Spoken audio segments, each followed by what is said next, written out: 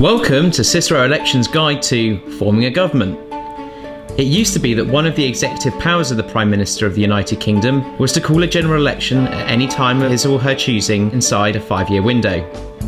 In 2010, the coalition government passed the Fixed Term Parliaments Act. This meant that future parliaments would sit for a fixed term of 5 years. The current 5-year term will end on 7th of May 2015. Because of the no vote in the 2011 referendum on the alternative vote system, voters will again be using the first-past-the-post electoral system. Whichever candidate receives the most votes in each constituency wins the seat. If one party manages to get 326 candidates elected, they will win an overall majority of the seats and be asked to form a government.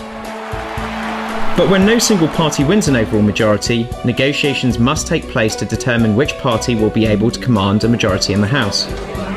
In the meantime, the current government will remain in place and the incumbent ministers will deal with any important issues that arise. In 2010, there were only 3 parties engaged in negotiations. The Lib Dems held the balance of power.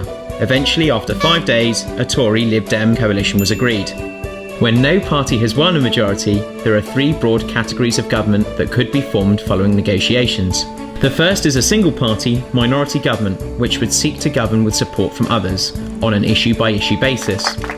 The second is a formal pact between 2 or more parties, where the smaller party or parties provide support for the governing party on a supply and confidence basis.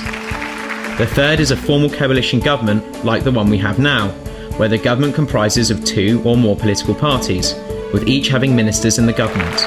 Whichever of these arrangements is ultimately reached, one party or combination of parties will need to demonstrate that they can command enough support in the House of Commons to form a government. Only then will Her Majesty the Queen summon someone to the palace to be sworn in as Prime Minister.